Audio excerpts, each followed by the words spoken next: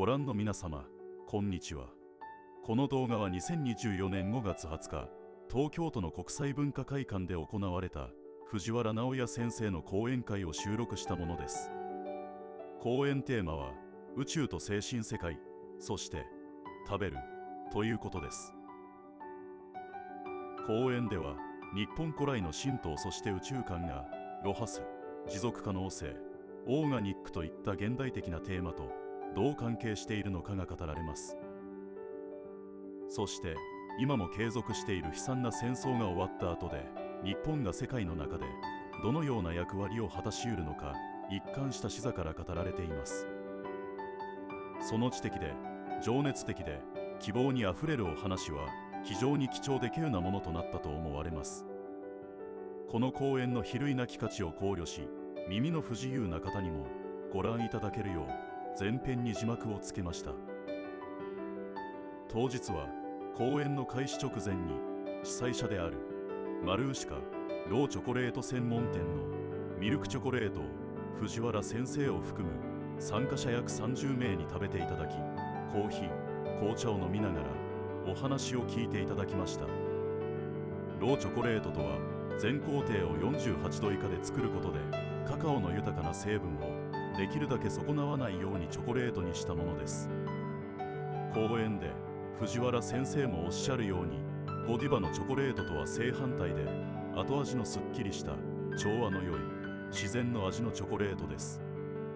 このチョコレートを食べてみたいという方はオンラインでご注文いただけます。動画の概要欄にリンクを貼っておきますので、ぜひ公式オンラインショップからご注文いただけますようお願いいたします。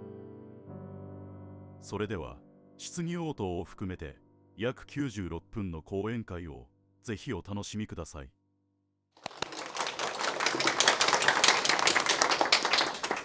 どうも皆さんこんばんは。ジョアでございます。初めてお招きからの方もいらっしゃいますが、今日は島津さんのお招きでこうして参った次第でございます。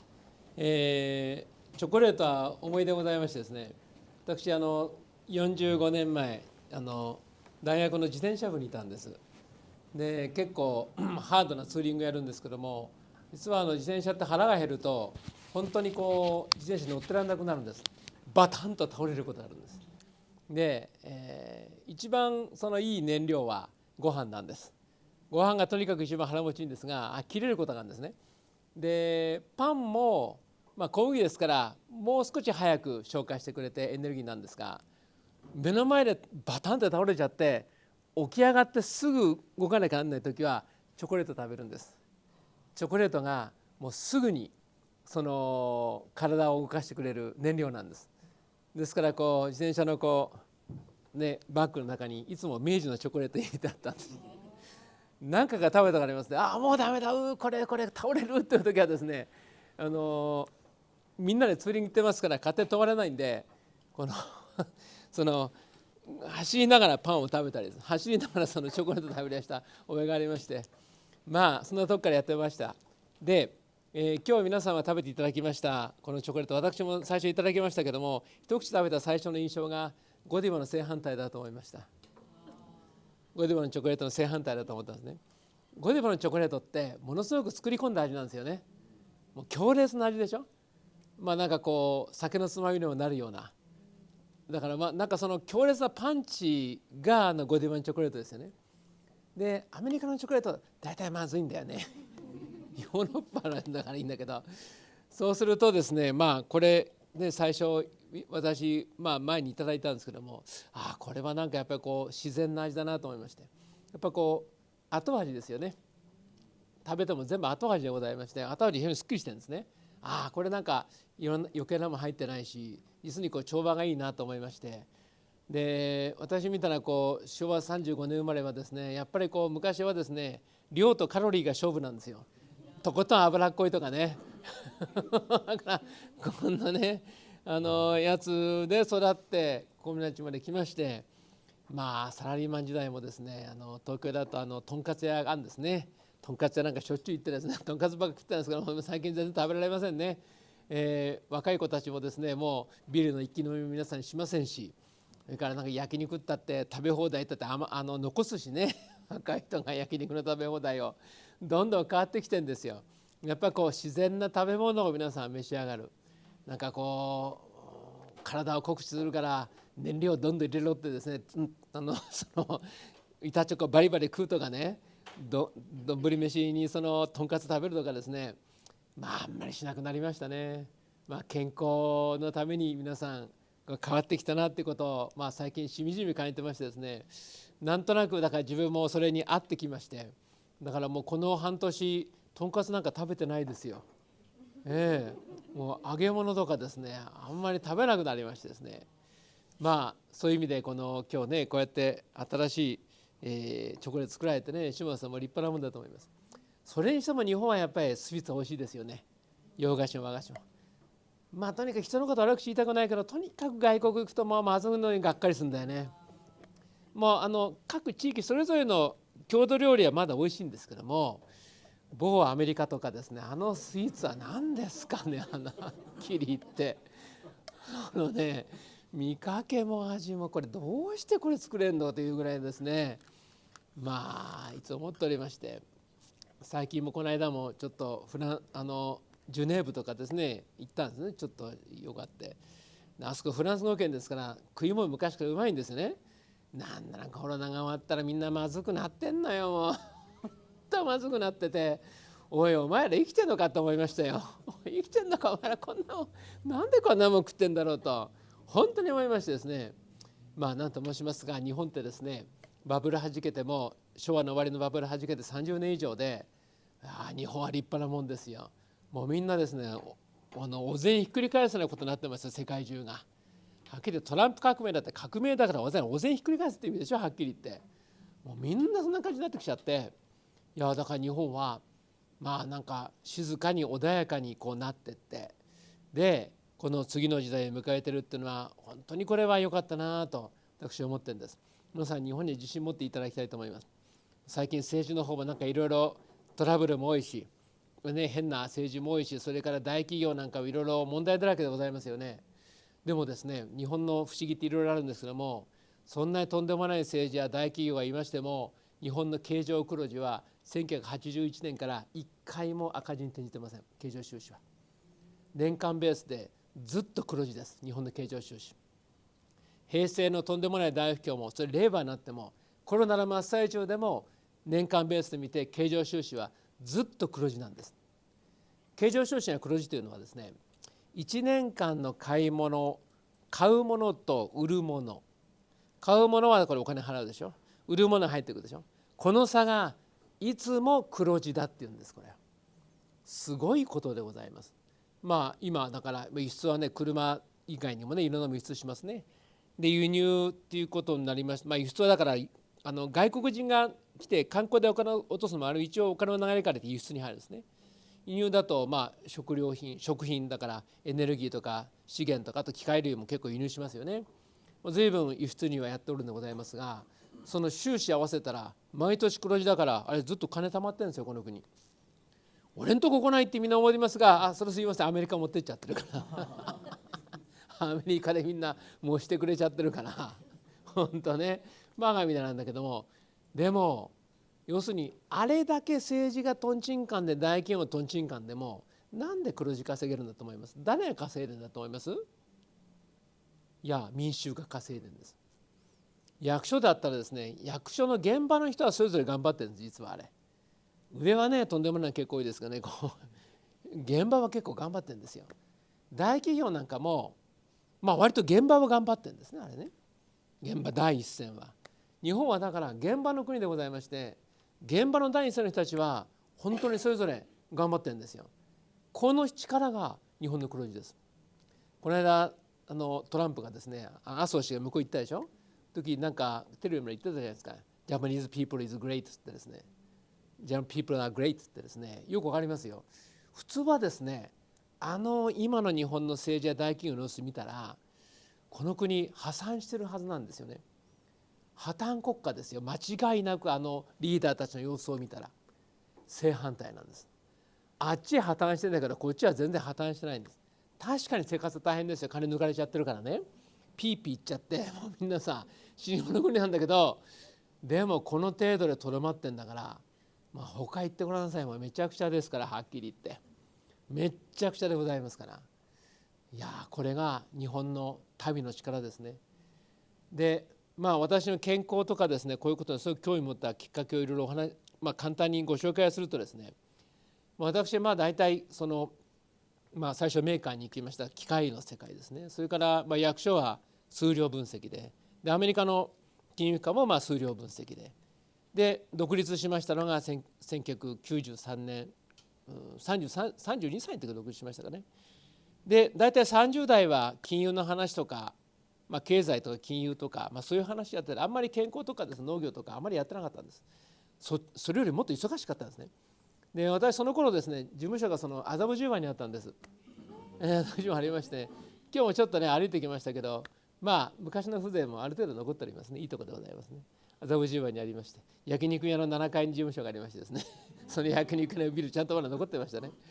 懐かしく思いましたけども、その頃はですね、昭和の末期でバブル経済が崩壊してダラダラと崩れていった時なんですね。すごかったですよ。とにかく、今世界はそれをですね、日本よりも3倍早回しのスピードでやってますから、なんかもう本当吹っ飛んじゃってますけどね。とにかくそのバブル崩壊していくのものすごいところをずっとやっておりました。でいよいよ97年ぐらいになりました。そういたしますとですね、もう日本の当時の自民党とか当時大蔵省と言いました、この連中がアメリカにですね、日本売り飛ばしちゃったんだねだからさ、なんかアメリカ乗り込んできちゃってさ、金融も企業もなんか乗り込んできちゃって乗っ取り始めたわけですよ。私の印象だとですね、この30何年一番やばかったの97年だと思う。それともう一つが、戦争は2014年なんですよ。私の毎日毎日見てて本当にやばかったと思ったのが、経済は97年、政治経済は、戦争は2014年なんです。簡単にこれから教えますけどね、97年はですね、本当に思いっきり乗っ取られちゃって、法律変えられて、でしかも役所の人間なんかもですね、いやこれはもうアメリカ産の時代だからアメリカにすり寄ろうってやつがどんどん出てきちゃって、もう政治はわけわかんないから頭パプリになっちゃって手放しちゃってて、でこの時思ったんですね、これはやばいぞと。で戦前とそっくりだと。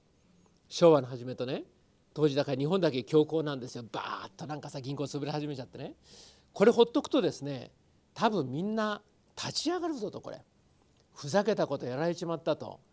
これはその日本立て直しのためにアメリカとも戦わなきゃいけないし、金融もですね、これもっとね積極的に言ってこれ跳ね返さなきゃいけない、こういうふうに思ったんですね。でね、これが戦前それやって300万人死者を出したんですよ。ですのでこの辺りがね、いわゆる本当の歴史の展望の力なんですけども、戦うのはいいんですが勝てるかどうか、そこなんですね。で勝ってもそれを持続できるかどうかっていうところが歴史の対極を見る目なんです。で私はですね、97年はこれは違うと思いました。金融の話はもう当時昭和の終わりで全部終わっておりました。だからもうこれ日本人ね、要するにもう当時人口もなんとなく横ばいから減り始めるそのところでありましたから、これもう一回金融だとかですね、中国にですね戦って経済力で戦って勝てとか言うとですね、これ日本多分負けるなと思いました。もうなんか日本人平和になれちゃってて、戦うどこじゃないしね。ということは優秀な人は別の方に向けなきゃいけないと思いました。ギリシャとかイタリアとかですね、かつてねものすごく栄えた国は、その栄えたピークが過ぎますと大体観光と農業やってるでしょ。私はこの国も観光と農業だと思ったんですよ。で歴史を振り返るとですね、日本はですね農業の国として昔から太古の昔からやってますから、農業は実はお手の物なんです。それからやっぱり日本は昔から技の国です。技の国ですからものづくりもお手の物なんです。でそのもてなしっていうのはありますよね。だから第三産業も昔からこの国はちゃんとあるんです。そうするとゲームのルールをですね彼らが握っちゃってね、彼らのゲームのルールの中で我々はゲームに参加させられてるわけね。これはこのゲームから抜けた方がいいと思ったんです。そうしないとまた先生みたいにとんでもない戦いに巻き込まれると思いました。で私は本当に良かったと思います。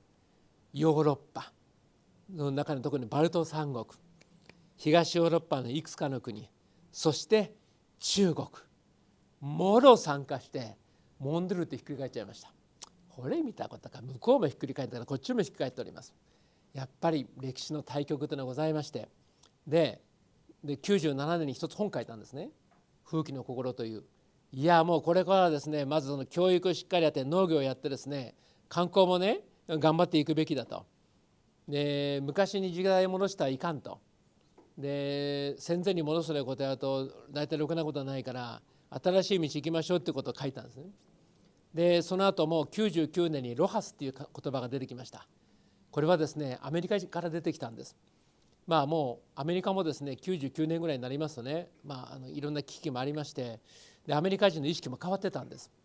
その健康と持続可能性を考えるライフスタイルこそこれからの消費者の姿だっていう人たちがたくさん出てきたんです。今でも本遠山に打たれますけどね、画期的な本が出たんです。消費者の意識が変わってるから、これから経済を営む人たちはこれ消費者の意識を意識しないと仕事になりませんよって書いてあるんです。どう変わったんですかっていうと、ただ単に消費して生きていくいいんじゃない、健康と持続可能性を考えたライフスタイルを構築するためにみんな消費をやってるんだ、このことを理解してくださいってことが書いてあるんです。そうか、なんとなく自分も当時よく向こうで行き来してましたから実感はしてたんです。なんて言いますか、もともと彼らはそういう発想はあるんですね。田園生活みたいなのも含めてもともとそういう発想はあるんです。ヨーロッパでもアメリカでも。でも確かにあの頃はアメリカ金回りが良かったんで、消費者ももう少し高級な、ただ値段が高いだけじゃなくて、まさにこのチョコレートみたいなもんですよ。オーガニックで、オーガニック必ずしも有機栽培って意味じゃないんです。オーガニックっていうのは自然との連関の中にあるって意味ですよね。インダストリーでこれがボーンといっちゃって自然とかけ離れたのっていうよりも、むしろみんなと連関してるみたいなのがオーガニックって本当の意味ですよね。オーガニックなんですよみんな。だからこう突出してなんかしない、自然素材とか自然との調和の中で生きるという。でこれ昔はだから嫌ったんですね。自然と調和してたからね発展しないんだと。山はトンネルでぶち抜け、川は鉄橋をかけろって言ってですね、ダーンってあるわけですね。で食事なんかもセントラルキッチンでドーンと作って配給しちゃえと。オーガニックをぶち切ることで近代文明ということはどんどん進んできたわけですね。オーガニックは全近代的と言われたんですね。だから例えば汲み取り式のお手洗いは全近代的ね。声だめでそのあれを作って肥やし作って撒いたらですね不潔であると。だから本当ですね、オーガニックは昔は全近代的という意味だったんです。それがもう99年ぐらいのアメリカの本を読むとすっかり変わってるんです。オーガニックはこれからの目標なんですね。変わったと思いました。これは変わったと。でいろんな食べるものを彼らを見ててもですね、高いんだけども彼らなりに一生懸命オーガニック考えてやってるわけですよ。要するにね、オーガニックを阻害するようなものは全部外すわけね。例えば今日須山さんおっしゃったように48度ですか、48度以下でっていうことは要するに素材を殺さないようにやってるわけですよね。こういう工夫ってあちこちにあるんですね。あちこちにこのオーガニックがありまして、もちろん料理もそうだけどなんか物作る時もそうですね。で私はだからもう99年その本が出てこれだと思ってですね、早速日本でロハス運動って始めたんです。ロハスだロハスだって言って、で始めたのがインターネットの対談ですよね。ロハスの生き方してた人たちどんどん対談してやってきました。楽しかったですよ。でもその当時のロハスはまだですね、おしゃれな消費って意味が強かった。おしゃれな女性たちがオーガニックからも着るとかね、ちょっと高いんだけどオーガニックって言われても食べるとか、まだその辺が入り口だったんですね。でその一番推進したのが小黒さんです。外言の外言って雑誌ご存知です？小黒編集長なんですよ。小黒さんと面白い人でですね、随分私お会いしましたけど、あの方は築地の生まれなんですね。築地の生まれで、築地が取り壊されることを非常に反対して怒っておられましてね、反対運動やっておられましたけども、あの方がその外言っていう雑誌を作ってロハスを最先端に推進したんです。であれですね、そのロハスっていう言葉は実は当時三井物産が商標登録しちゃったんだよね。そうなんだ。あれで小黒さん怒って乗り込んでって「お前アメリカにしないか」と「こんなもんね何を主張してんだ」って言ったら三井ブースさんが頭下げて誰でも使っていいことになったんです、その言葉で。もう外言が一生懸命ロハスだロハスだってもうなんかその感度の高い人たちからねどんどん進んでいくわけですよ。でロハスのねポイントはね、健康と持続可能性を考えたライフスタイルでしょ。ライフスタイルを変えるところにあるんです。それまでのね我々の健康の発想はですね、一生懸命がむしゃらに働いて体がさ壊れないように時々修理をするって感じなんです。メンテと修理をすると、激しく精神体を使うことが当たり前で、これをいかに上手に手入れをするかが健康だったんです。ライフスタイルとは反対なんです。そういう無茶苦茶な生き方をする、その手入れじゃなくて、そもそも普段から持続可能なね、要するに長生きできる健康寿命を長くするような生き方をする、それにライフスタイルを変えようってわけね。無茶な働き方はしない、無茶なものは食べない、それからストレスも溜め込まないという、場合によっては今の仕事を辞めなきゃいけないし、今の生活も変えなきゃいけない、ライフスタイルを変えようってところにあるわけですよ。ああそこまで来たかと。ですからね、欧米が今の近代生活、特に例えば戦後の生活はですね、我々アメリカから全部入るんですね。家の中にですね車庫があって車があるとかですね、なんていうのリビングがあってそこにソファーがあったり、戦後のアメリカの生活でしょ。あれアメリカで入れてるわけですよ。食べるもんだってさアメリカ式の方が増えたでしょ戦後は。そのアメリカ人がですねライフスタイル変えると言い出してるわけですよ。すごいと思いましたな。これは本気だと思いました。で健康と持続可能性ですよね。健康は何かっていうと、ご承知の通り精神と体と両方あるんですね。両方健康になきゃいけない。したがってですから医者に頼むという世界じゃないんですね。病気したから医者に行くっていう世界じゃなくて、健康っていうのはなるべく医者に行かないようにするわけね。これがポイントなんですよ。なるべく医者に行かないようにするんだけども、医者は協力してるんですよ。健康であるっていうことを言ってみれば客が減るっていう意味でしょ。簡単に言うと医者は。いやそれがですね、医者が協力してるんですね。健康を維持するために皆さんどういう生活したらいいですかと医者なりの提案をしてるわけですよ。おおすごいと思いましたね。で持続可能性というのはですね、今の言葉で言うと健康寿命を伸ばしましょうという意味なんですね。今の言葉で言うとただ単に長生きをすると長生き地獄っていうことがあるんですね。もうなんか本当体も動かなくなっちゃってですね、バイデンみたいになっちゃってですね、こうやってですね、いきなりなると大変でしょ。ああならないようにですね、ピンピンコロリが最高でございますが、そこまで言わなくてもですね、とりあえずあんまり人様に迷惑かけずにね、そしてやっぱり生きててよかったというぐらいに生きないといけないわけでございます。その長生きについてはやっぱり皆さんもね、機会がありましたらね、江戸時代のね養生訓という本をぜひお読みになるといいと思いますよ。養生訓ね、貝原越見の本でございます。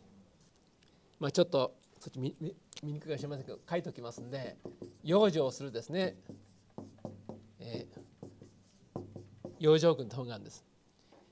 養生は生きるだこれ養生訓と本があるんです、ね。これ面白いんですね。長生きの秘訣書いたんだけども、どうやら長生きできるか書いたんですね。江戸時代のものでございますから、今と比べて例えばね、冷えがなかなか止まらないの。寒いでしょ昔の家は。冷えね。それからあとはやっぱり栄養失調が多いんですよ昔は。栄養失調多いし、それからあとやっぱり急性の病ありますよね。中毒とか西洋医学ないから急性の病がいっぱい怖いんだね。漢方でも間に合わないことありますから。だから今に比べたらはるかに過酷な状況なんだけども、しかしこの養生訓を書いた貝原越見が最初に言ってるのは、私はなんでこの養生訓書いてるかっていうと、長生きして初めて分かる楽しみを知ってほしいから長生きを進めるんだって書いたんです。長生きをしないと分からない楽しみがあるから、それをぜひ知ってもらうために長生きをしてほしいっていうんでこの本を書いた。そう書いたんです。これはねいいことなんですよ。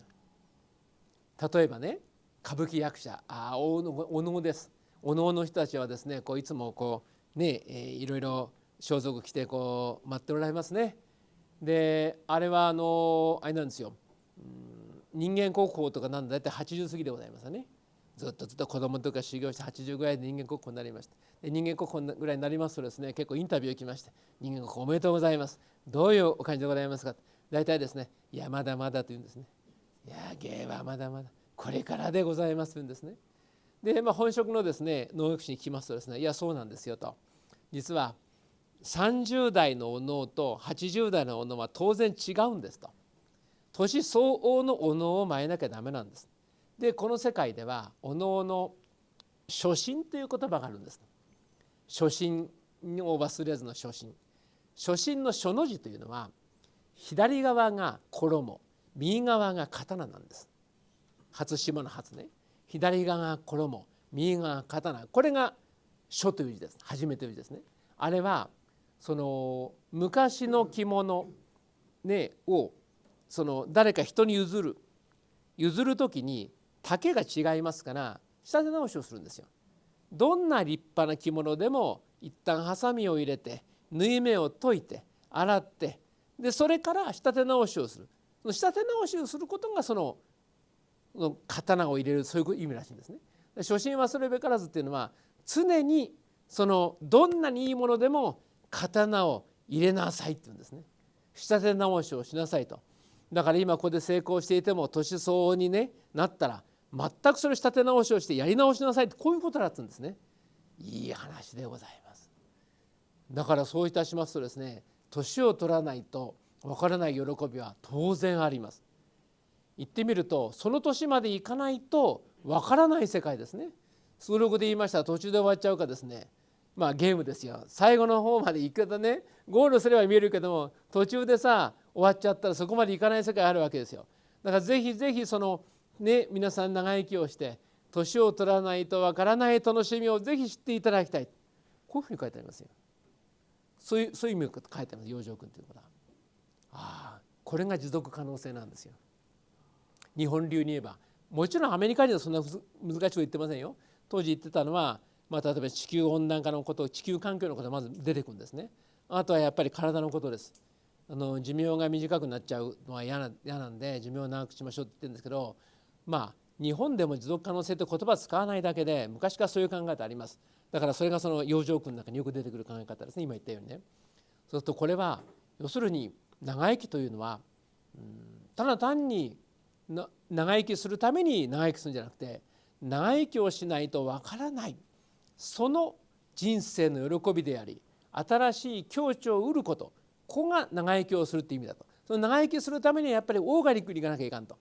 確かにそうだね、若いうちにしゃかりきにやってるこのしゃかりきのやり方だけじゃ長生きできませんからね、オーガニックにやらなきゃいかん、そういうことになってるわけでございますよ。で今例えばですから日本もね結構年配の方たちもいわゆる熟練な技を持っている方多いし、それから例えば畑とか田んぼもですねずっと耕し続けましたらなかなか立派なものになってきますでしょ。時間とともに成熟成長していきますね。これが持続可能性の姿でございます。終わりにしちゃったら終わりに、ただそれだけのことね。杉の木の話をよくするんです。これ最初出口鬼三郎が言った話ですから私じゃないですからね。杉の木の話があるんです。杉の木をですね苗ができますな。これポンと植えます。苗を植えます。でそれですね鹿が食って食べちゃったらね、この杉はですねただの鹿の餌なんです。でも今度そこにですねもうちょっとね鹿に食えないように少し囲いをしてですねもうちょっと育てます。である程度大きくなったら、それこそですね幹だったら4、5センチぐらいになるかな。でやっぱり日当たりが悪いのありますわな。日当たりが悪いと間伐で取りますね。で今度何するか、それね模式って言いましてですね焚き物にするんですよ。焚き火とかなんかに使うわけね。燃料になるわけですね。でもう少し大きくなりましたらですね、さらにまたもうそれこそ直径15センチ20センチぐらいになりましたらですね、今度これはですね間伐がいきますから、間伐しますと今度は内装材になるんですよ。そこまでになると内装材で薄く板にしてですね内装材に使いますね。でもうちょっと大きくなりますとですね30年40年経ちますと今度はね柱材取れるんですよ。柱材を。でこれが100年ぐらい経ちますとですね名木の入り口に立ちます。名木の1000年経ったら神大木みたいな話になりますな。神宿る木で。じゃあねそのね鹿の餌で終わるかね、その柱になったり神大木になるか、何が違うかというとですね、苗も違うっちゃ違うけども育て方の違いが一番大きいんですよ。育て方の違いがちゃんと育てればですねやっぱりちゃんとそれは杉も育つんですな。で育てないとですね、やっぱり鹿に食われて終わりよ。人間も自然も同じなんですよね。人間だったら皆さんね、野生で生きてるし、みんなだってさ、お産婆さんが取り上げて生きて、人が手をかけて産むわけでしょ。死ぬまで手かかんだって。人間は野良犬じゃないんですからね。野良犬は自然に生まれて自然に生きて自然に死んでいきますよね。あれだから人手かけないでもね、ちゃんと野良犬は生きていくんだ。野生の生き物はね。人間は人が手かけて産みますから、で生まれたら産湯に使えてですね、いろいろ食べ物与えるでしょ。やっぱ死ぬまで手かかるんですよ、人間が。もともと人間が手かけて産んだから死ぬまで手かかるんですって。これを手抜きすると途中でだからえらいことになる。今よくね、日本中でね、林がそれで問題なわけ。人工林ってありますな。こうね、雑木切ってそこに植えますでしょ。あれがどんどん大きくなって手入れしないもんだからよく崩れるわけですよね。要するに一旦人工林で植えたら死ぬまで人工林ですから手かけなきゃダメなわけね。これを手抜きしますからね、災害になっちゃうわけですよ。全部こういうことでございます。そういたしますとね、持続可能性っていうのもよく考えたらですね、我々を全部手をかけなきゃいけないんですよ。全部衣食住全部手をかけ、自然も手をかけ、やっぱりいいものを残し雑草は取りですね、生態系をちゃんと守る。これ人間がやらなきゃならない仕事なんですね。人もちゃんと育てないといけないんですよ。人こそ今持続可能性一番考えられてないんだね。例えばですね、朝パソコンが開けますな。そうするとなんかね、うるさいメス出てくるわけ。なんかドライバーを更新しますとかね、やかましいとドライバーを更新するのねとかね、新しいソフトが出ましたからとかね、いろいろ言ってくるわけですな。で強制的にね、こうリブートとかねおい待ってよって、どういう権限があったら俺のパソコン使ってるやついいからリブートするんだと。一番困っちゃうのはこういう講演会やってる時ですね、OHP じゃない、プロジェクターつなぐでしょ。プロジェクターつなぐ時にね、リブートしちゃうことあるんで、ね、あだよな、この野郎と思いますね。でもそれぐらいソフトには手かけてんだよ。でもね、我々誰がそんな手かけてくれてる？何食べましたか？こんなもん食べてないかんから今度これ食べなさいよとかさ、あんたねちょっと不健康だからリブートかけるんですから、もう今日休んでいいですよとかね。なんかパソコン水使っちゃいけないでしょ。水つけないですね。コーヒー飲ませない、上手に手使いますな。人はさ、暴飲暴食したってほっとかれますよ。家に帰らね、最近だったらね、ペットいるうちなんかね、旦那よりペットの方が大事なんだ、奥さんね。旦那がヘブレケで帰ってきてですね、でなんかぐじゅぐじゅ言っててもさ、勝手にとけと。でこのね、なんとかちゃんですよ、犬とか猫はね、ちょっとでもね、なんか食欲がねの悪くなるとね、何々ちゃん大変だ大変だ大変だって言ってですね、あそこ行くわけですよ、獣医さんのところでね。電話こう言ってですね、獣医もびっくりしちゃうわけだ。どうしたんですか夜中に、何々ちゃんがね今日ご飯食べないんです。そうですか、調子悪いんじゃないですかって言ったらね、先生何そんな冷たいことをこんなしですな。大変でございます。一番人間がさ相手されてないんですよ。おかしいと思いません？だから健康と持続可能性考えたらライフスタイルというのは本当盗作したのも直すってことなんですよ。はっきり言って人も自然もちゃんと育ってね、有機的にやりですね、無茶をすることなく有機的に言ってみればこう生きていくことの幸せを感じなさいっていうことですよ。それまではね、もうみんな有機的な農村のところでですね、自分のところだけ巨大な家作ってですね、で自分だけベンツに乗ってですね、これはどうだって言ってですね、これが生きがいみたいな時代があったわけですよ。今から30年前ぐらいの中国ですな、ほとんどみんな農業、35年ぐらいかな、農民の中にですね、なんか金儲けした農家が出ましてね、万元戸って言うんですよ。1万2万の万にですね、向こう通貨の単位元っていうでしょ。万元の家っていうのかな、万元の戸ね。でね、巨大なんか御殿みたいなの建てちゃうわけよ。これ見よがしにね。でベンツとか乗りましたわけよ。どんなもんじゃいってさ、もうその時代終わったのね。それすごくかっこ悪いわけね。だからトヨタのプリウスなんか欧米ではあれステータスカーですからね。私は地球環境に配慮してますっていうことを示すのがプリウス乗ることですから。それが本当はそうかと分かんないんだけども、とにかくね、そうやってオーガニックに生きてるということを示すことが人々にとっても本人にとってもいいことだというふうに変わってきたわけですね。で日本もこれ必ずそうなる。ですからその後ロハスに続いてですね、観光立国でしょ。から農業立国も少しやったんですよ。農業立国もですね、農協と戦えない農業ってことでやったんですよ。から健康立国でしょ。あとだから観光は田舎の村おこしなんかもそうですよね。全部やりまして、で農業なんかはだから今から20年ぐらい前に脱サラして専業農家始められた方なんか今かなり成功しておられますよ。20年本気でやったら全然違いますからね。よかったと思う。で結局そうやって時代の最先端行く人たちがね、ロスチャイルドが決めた金融のとんでもないゲームに行くことなく、その新しい有機的に自然と共に未来を開く道、みんなこっちポイント切り替わったわけですよ。であっちはトンマのやつばっか集まったわけ。森森とかさ森喜朗とかさ、ね、小泉とか安倍とか、これですからはっきり言って何にもできないわけよ。世界は反対って一番優秀なやつを入れたんだから、中国でも、あれバルト三国でも、その時代の一番優秀な人間をアメリカとの接点に入れたわけだから、私が心配した通りになったわけ。彼らのゲームに乗っかって一生懸命金集めやって、一生懸命戦争の準備やって突っ込んじゃった国あるわけよ。アフガニスタンでしょ、イラクでしょ、それからシリアでしょ、リビアでしょ、あとマリでしょ、みんな突っ込んじゃったわけよ。収拾つかないですよ。もうはっきり言って難民を押しかけてきちゃって、自分が国潰しちゃったから兵隊持ってってみんな入れるしかないよな。大変です。ああなっちゃったのはその時代一番優秀な人たちを欧米のゲームに参加させたからです。日本はこれ戦前これをやって300万人死にましたからね。よかったと思います今回は。だからバカでいいんです。あれ皆さんがアメリカ人だと思ってください。よくわかると思います。こんなにバカだから日本は何もできない。怒ったって何したってバカには何と通じないんだから日本は守られてるんですよ。あれやれこれやってもできないでしょ。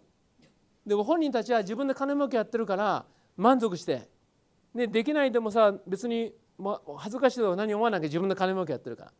こんなやつ部下に対皆さんどうする？はっきり言って収拾つかないでしょ。皆さん本社の社長で、どっか支社があってですね、バカバカ集まってきちゃって、自分の金儲け熱心だと何言ってもわからない、やりますんだけど何にもできない。だったら仕事にならないでしょ。で日本助かったんです。これ本当ですよ。で日本助かったんだから、あれが仕事できる第一の連中集まってごらんなさい。とっくの昔にワクチンは完全強制だし、みんなデジタル ID を持たされちゃって、もう2014年バシエシア航空370名撃墜の時、あれがいよいよアジアで戦争の年だったんです。実は向こうはウクライナでこっちはマレーシアから戦争が始まるはずだったんですよ。あれはロシアが止めましたよな、間一髪。だからあの時安倍内閣で今日にも明日にも憲法を改正って言ったんですよ。もう改選だからギリギリのとこでしたから、まあよくかわしたよ。あの時だから日本は優秀な人いなかったからよかったんだ。安倍の周りでしょ、2012年から安倍内閣でしょ、バカばっかだから、もう言うことをなすことついつまわないから、日本人も呆れ返っちゃって、アメリカ人も収拾つかなくなっちゃって、おいどうすんだどうすんだって言ったらね、今度自衛隊の諸君がですね、こんなことやりませんって言ってアメリカ軍が諦めて帰ってくるわけですよ。ギリギリだったですよ、はっきり言って。ですからもうね、時代は決着ついてるわけです。その時代の一番優秀な人がいたところに次の時代を開ける。これいつもそうなんです。明治維新はですね、やっぱりあれ鎖国長すぎたんだな。鎖国長すぎまして、みんなうんざりしちゃってですね、どう開国するかの話なんだよ。開国の度合いが問題だったんです、はっきり言ってね。鎖国続かないから。結局薩長が出てきましたけども、薩長が最初道開いたらやっぱり身分に関係なく優秀な人たちが明治に活躍しましたでしょ。で明治はやっぱりね発展するんですよ。いい意味でも悪い意味でもね。ですからその時代の優秀な人たちがどこに行くかっていうことはすごく重要なことですね。だからそれこそ島津さんがですね、ご自身でねチョコレートやるっていうことはですね、優秀な人はこういうところに来てるってことですよ。ね、昔の時代なら普通にサラリーマンやってるでしょ。島津さんもね普通にサラリーマンやっても、今部長とかですね執行役員クラスでですね、おい君とか言ってねこの数字なんだねとか言ってね、バリバリやってるんじゃないかと思うんだな。やっぱりねそういうとこなんですよ。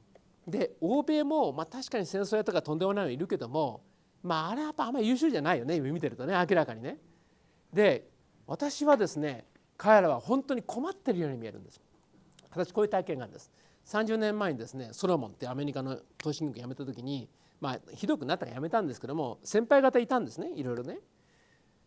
尊敬できる先輩が数理分析グループにいましたんだけどね、一緒にみんな辞めるんだけども、ある人たちはね、リーダーシップの世界に行ったんですよ。これからもう一回組織の立て直しだと。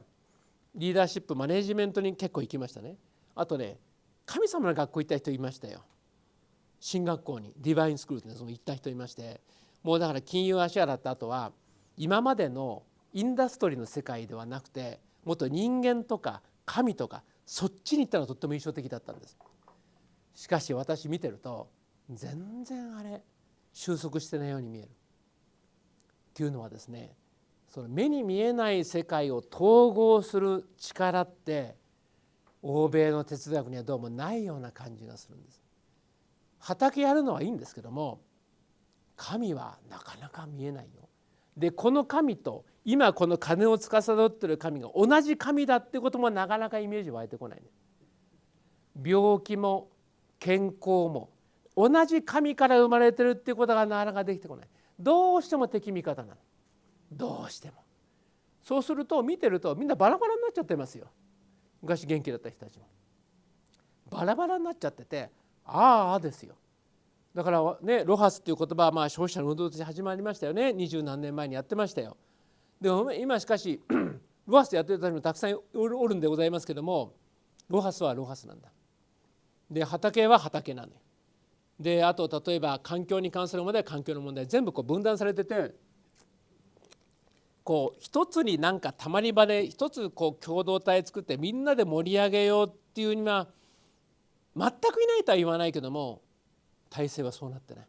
優秀な人たちがたまり場を運営して、このたまり場からみんなを動かそうというにはまずなってない。なんだかあの人たちですね、特に西洋人はですね、競争意識が非常に強い。どうしてもだからコラボレーションって言っても俺がのコラボレーションなのね。神の意に基づくコラボレーションじゃないよ。俺じゃない、神がいるんだ。神の下でのコラボレーションというのがですね、どうも現実的になってないんですね。言葉では言えるんでしょうけども、そうするとこれはなんか日本しかできてないように私感じるんですね。そもそもですね、日本の神道っていうのは普通の国とは違いまして、普通の国のね、欧米とか他のアジア諸国とはだいぶ違ったですね宇宙観を持っております。私もですね、いろんな政治家とかその関連者たちと付き合う中でですね、そもそも日本人ってどういう歴史を元にしてこれまで政治やってきたんですかっていうことは非常に興味を持ってたんです。いろいろ聞いたんですね。我々も学校の歴史から始まりまして、いろんな本あるでしょ。古事記だ日本書紀だいろんな本ありますね。何が本当なんですかよく分かんないね。でしかし何が本当だと思って政治してきたんですかっていうことをよく聞いたんですよ。教えてくれるんだよ。この本ですよ、あの本ですよ。権道正教とかさ、富士古文献とかさ、いくつか出てくるわけね。で大本の出口鬼三郎なんか戦前はあれすごかったんだと。実はあの人有栖川の宮の娯楽院で松下あれよ松岡洋介とかね、あんなにつるんじゃって、実はその満州国の理念作ったのは鬼三郎だよと知らなかったのみたいなこと言われちゃってさ、そうだったの、一体あなたたち何やってたの、そういうことで興味持ったんですね、戦前の人たちで。紐解いてるの私なりに。鬼三郎たちも鬼三郎書き物多いでしょ。彼もたくさん残ってるし、あと斎藤誠とかいろんな人たくさん残してるわけですよ。読んでいくと面白いですよ。この国の宇宙観ってすごくて、これは富士古文献に一番まとめて乗っかってるんだけども、そもそも宇宙の始まりは何にもなかったんですね。大宇宙なんですよ。我々はこれ小宇宙と、この小宇宙の外側に大宇宙があるわけ。小宇宙は生きた人間の住むところ、大宇宙は生まれてくる前の人と死んだ後の人が住むところ、霊的世界ですよ。だから霊的世界が最初に生まれたんだと。何にもなかった。でそこにいきなりですね、点が生まれたんだ。点がだんだん輝いて丸く五円玉みたいに広がっていったんだ。こういうことが書いてある。面白いなと思いました。そういたしましたらですね、今から10年前はいかないかな、7、8年前かな、地球で初めてブラックホールが観測されたんですよ。もう何箇所かに拠点結びましてね、ブラックホールをね巨大なバーチャル望遠鏡を使って初めてね写真撮ったんです。そうしたら本当にこういう五円玉みたいな形してんの。真ん中が黒くてね、周りは丸く輝いてんの。あれこれ藤子弁慶に書いてある通りという宇宙の姿です。ブラックホールの姿が宇宙の始まりと同じなんだよね。なるほどと思いましてですね。で話し続けますとですね、でそれずっと広がっていくんですが、そもそも宇宙は何をしてるかなんですね。やっぱり宇宙は進化生成発展やってるんですね。でもう要するに宇宙は最初から明るく輝いてるんです。明るく暖かい、それしかないんです。宇宙ってのは明るく暖かい、ただひたすら明るく暖かいんですね。ところがやっぱり神様いろいろ考えてるみたいで、物質世界をですね何とかしようと思ったらしいんですよ。物質世界を成長させたいとどうも思ったらしいんですな。それで物を生んだんです。物を生んだ。物ってのは厄介なんですよ皆さん。例えばね、どんな聖人君主だってねうんちはするわけね。汚いもんだでしょ。それから自分のね食べるものの時人の命は取るでしょ。ね、野菜だって命ですから。命物とかですね、体というのはですね、それ本質的に矛盾を抱えてるわけね。完璧に明るく温かいものであればですね、人は存在できませんよ。生物は必ずですね何かの生物取って食べるし、摂取をするでしょ。汚いもの出すでしょ。物の存在自身が汚れじゃないですか。はっきり言ってもともと矛盾抱えてるわけよ。でもそれをちゃんと作った理由があるんですよ。それはね、権藤聖教にもちゃんと書いてあるの。ちゃんと作った理由があって、お前らは物の世界を司るんだぞって書いてあるわけ。物の世界を司ると、物の世界を愛と善で満たすこと、分かりやすければ物の世界を愛と善で満たすためにあんたら人間には特別なね力を与えてんだからさよ心よと、こういうような意味のことが書いたんです。そうか、確かにそうだな。ここにねスマホがありますな。このスマホはですね、ガラスとプラスチックでできておりますな。ガラスとプラスチックで金属でできてますな。でガラスとかですね金属はもともと石っころでございますよ。プラスチックは元石油でしょ。だからただの石ころと石油は黒い汚い水で臭い水でしょ。ほっときゃただそれっきりですね。ただの石ころ、そこらがありますよ。臭い水なんか臭いだけだな、はっきり言って。あんなの煮炊きしてごらんなさい。匂いついちゃって煮炊きなんかできませんから石油なんかでね煮炊きしたらえらいことになりますね。どうもならんでしょう。どうもならない捨ておくものを上手にですね人間がやるんです。人間がこれをですね生成してこういうものを組み立てたらですね、あら不思議、全世界とねその場で話ができる、誠に手品のような素晴らしいものが生まれて、人も自然も世の中もますます進化生成発展する、こういうふうになってるんですよ。こういうことをもっとやれっていうわけよ。そういう意味でしょ人間は。そうしたらその分はねうんこしてもいいと動物も食ってもいいと、植物食ってもいいと、それ以上の働きするのはよろしい。簡単に言えばこういうことでしょ。生物が生まれるっていうことは。だからもう最初に物が生まれて生物が出てきた瞬間から我々は人は大きな使命を持ってるんですよ。舞台は全部神が作っちゃって、いろんな植物も動物も鉱物も何でもあるわけ。あんたらこれを幸せにしなさいよという使命を持って人は生まれてくるんですよ。でしかもねその時にこういうことあるわけね。例えばですね、生物の場合はこの休息と行動がありますから、昼夜を分けなきゃいけないでしょ。それから高い低い前後ろ、要するに世の中を進化生成発展させるためには軸を置くんですよ。前と後ろ、右と左、明るい暗い、縦横全部ね。だからこうやって軸をどんどん切っていくことによって世の中を複雑にさせて自由に動けるようにしてるわけですね。自由に。例えばですね、地球は丸いか、平らかって話でございますね。海口おじさんがですね、いや平らに決まってんだろう、お前ら目が丸いから丸いんだと言ったんですが、理論的に考えたら簡単なことなんだな。いや地球はですね、世ではですね真っ平らなんですよ。世では5次元以上の世界ではもともと地球の本質は真っ平らですね。無限の平面でしょこれで。この無限の平面が時間とともにこう動いてるんです。これずっとこれがこの世の本質でしょ。我々はこれは4次元世界ですから、立体プラス時計時間で4次元世界だ。これはだから言ってのは写しようって言いましてね、これはだから影なんだよ。実体あのようにあるんですよ。あのようにあって、これはだから完璧に無限にどこまでも広がる平面がこう時間とともにぐーっと動いてるわけだ。これでしょ。これを我々住んでる4次元世界に落とそうと思うと、無限の空間は9になりますよね。くるっと回っちゃって、で無限にこうずっと動いてるんだから、これが回転運動なんですよ。回転運動だから9の回転運動ってのは、考えてみれば一つ上の次元行ったらですね、無限に広がる平面がゆっくりこうずっと動いてるんだよ。これをこのように落とすから9が回転するようになる。みんな9の回転でしょ、これ地球にあるものは。そうなってるんです。難しいことないわけ、はっきり言って。しかもこれ少し揺らぎがあるわけ。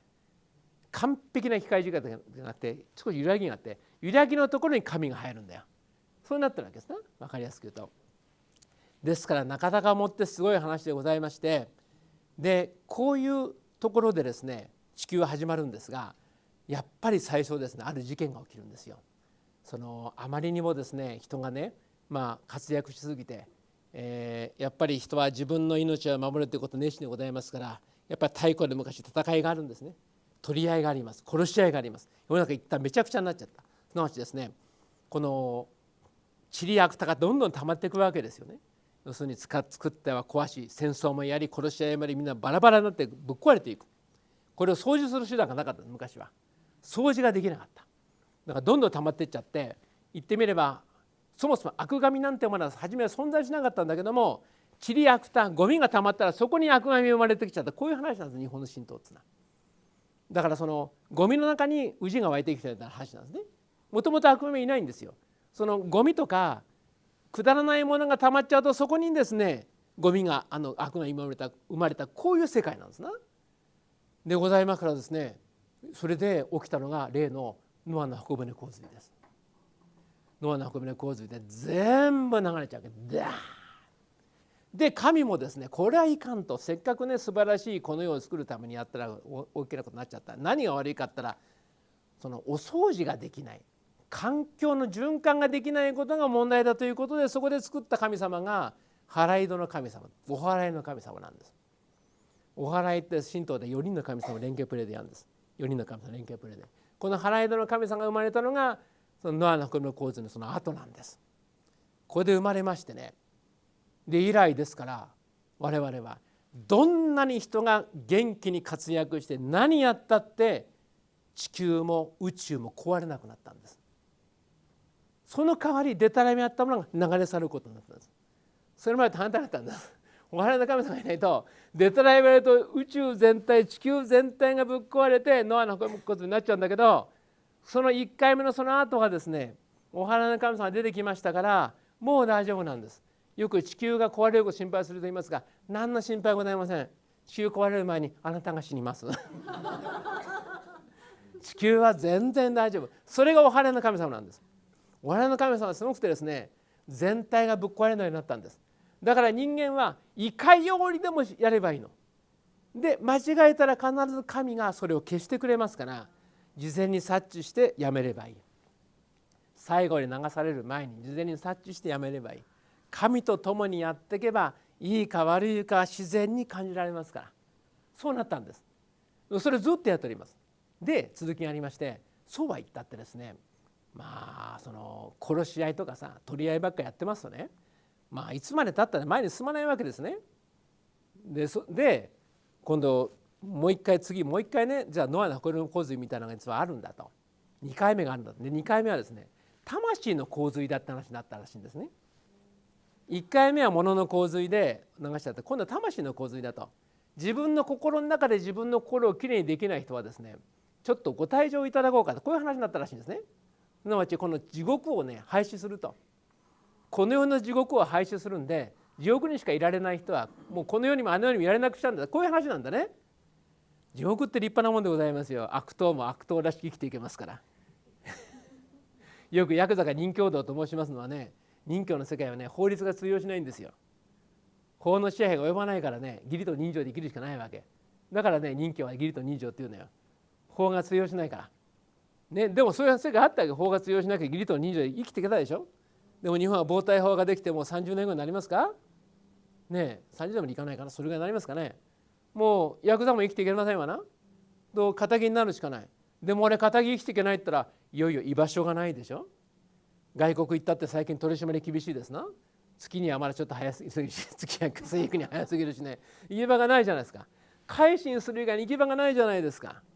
そうなんですよ。これが2度目の戦いなの。自分で自分の心をねきれいにしない限りね生きていけないわけで、なこと言ったって自分の心をどうやったらきれいにできるような話になる。そこで実は天は素晴らしい技をいくつも残してるんですよ。自然な食べ物とか自然な生き方とか、要するに自分の身を守ることだけにね集中して戦って生きるんじゃなくて、自然と調和すれば実は自然に長生き豊かにできるんだよということを自然の神は昔から教えてくれてるわけです。だからいろんな自然食品だとか自然農法だとかいくらでもあるわけね。健康法なんかでも食べ過ぎがかえって健康を害するでしょう。食べない方がいいわけでございますな。ですからね、要するにその地獄的なことっていうのもですね、一生懸命頑張るからそう地獄的なものが生まれるわけね。もっと稼がないかんとかもっと食わないかんとかさ、ハッスルしちゃうからさ、みんな戦いになっちゃってね地獄が起きちゃうわけで、じゃあそれやめたらみんな死んじゃうんじゃないかって言うと正反対なのよ。大丈夫だから手綱離してごらんやと。そんなむちゃくちゃ手綱引いてですね、もっと金儲けだあんなかんだ言って、その手綱ね怖いからもっと引くわけよ。なんか戦争が起きるからドルがひっくり返るとかさ、いろいろ聞いちゃってねそれひっくり返ってもいいじゃないか。その手綱引きすぎてるから戦争とかやってみんなひっくり返っちゃうんで、手綱緩めてみなさいよ。そうするといやもっとなんかストレスも少なくなってね、島野さんも痩せるしねね、みんな幸せになるわけですよ。あら何だったのか、俺は一体何をやってたんだ、忙しいね。だから例えばそれがさ、普通に転職する方もいらっしゃいますけど、ただ病気でね働けなくなっちゃったとか、落ち込んじゃったとか、そういう言ってみれば不幸から新しい時代が生まれる人もたくさんいるわけですね。よく言うんですよ。幸せは不幸の顔をしてやってくるっつって。幸せは不幸な顔をしてやってくる。だから今までのゲームを降りるしかなかった。でもそこで新しい本来の人の生き方が分かった人は世の中たくさんいます。これ世界中います。ただその時に自分が一人だと思うか人や神に囲まれてると思うかがね大きな分かれ道なんですよ。一人だと思うとね、これは大変なの、辛いんだ。一人ぼっち、どうしようかな、もうなんかこの忌まわしい体験をですね認めるって言ったってなかなか認めきれないし、悶々として、やっぱりこのね怨念と執着の中にね生きていることなんで、ね、執着ある間はなかなか病気にならないですよね。正直言って執着取るためにはやっぱり仲間よ、この自然に、ね、これ神がおると、ね、自然の中に有機的にオーガニックに全部自分を囲まれてるんだと、何の心配もいらないと。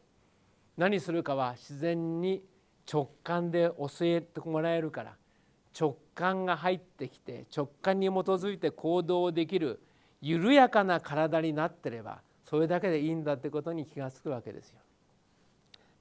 天は決してね無茶なことは言わないから、あんたできることしか言わないから、それ気づいたら何の心配もいらない。この発想がなかなか日本以外の国にないような気がする。でちょっと先のこと言うとですね、トランプ・プーチン革命もあれでやりますよな。あれ結構大胆にやりますよ。問題はその後だよ。ドル入れ替えるのはできますよ。ウクライナの国ねなくなっちゃうでしょうけど、それも手続きのことだから、そうなんでしょうがな。でも問題はその後だ。金本位制にしたってね別に問題解決しないのよ。金本位制にしたらそこら中金があるだけですよ。金ってどうする皆さん、金塊持って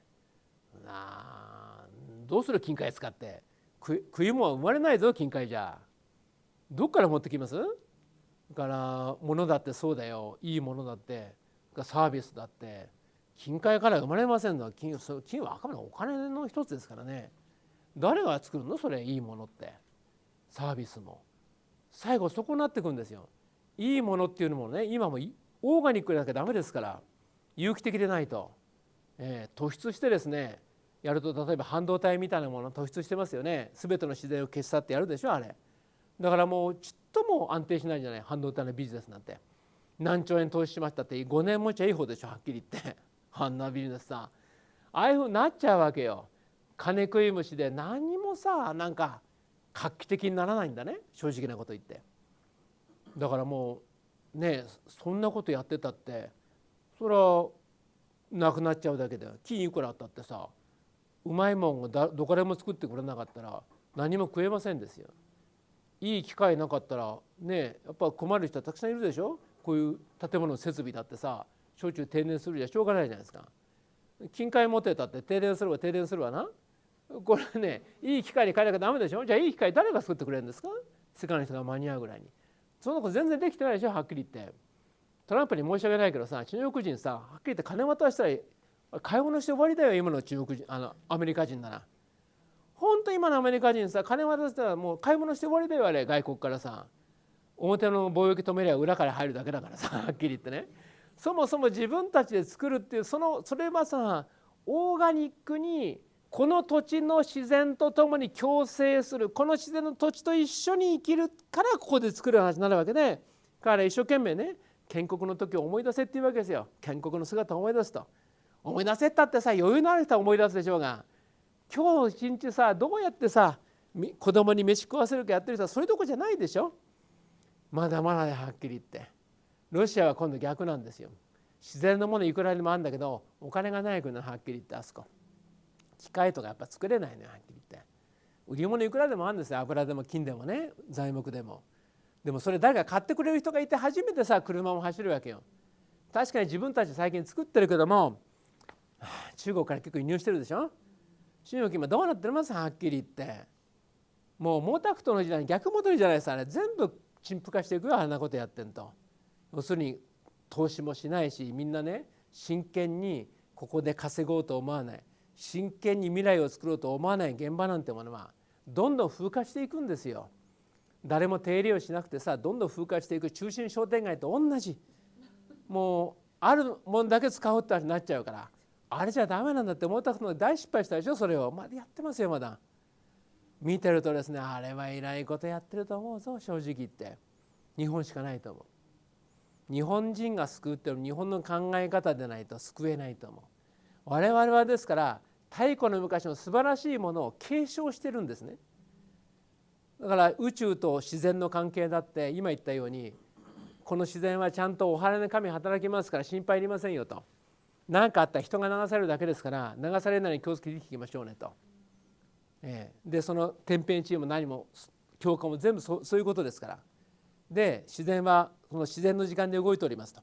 今すぐねこの食物をねよこせったらそれはないんだと。種もみあってね、これみんな食いたいって言って、これをねこの種もみをこうみんな食ったらね、もうこれ取り合いになってね、みんな散らばってねなくなっちゃうんだ。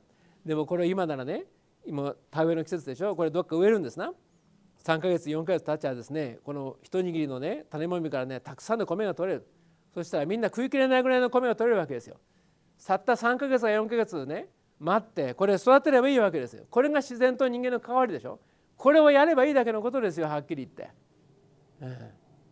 その一番簡単なことを誰が世界に教えますかね。日本しかないと思うよ。この国はですねずっと昔からそうやってやってきたわけですね。日本はですからね、もともと土地は痩せてる国なんです。この国は火山性の土壌ですから。しかし世界で一番おいしい果物や農産物が取れる国なんです。太古の昔から開墾を続けてきたからです。開墾し農地を手入れしてきたからです。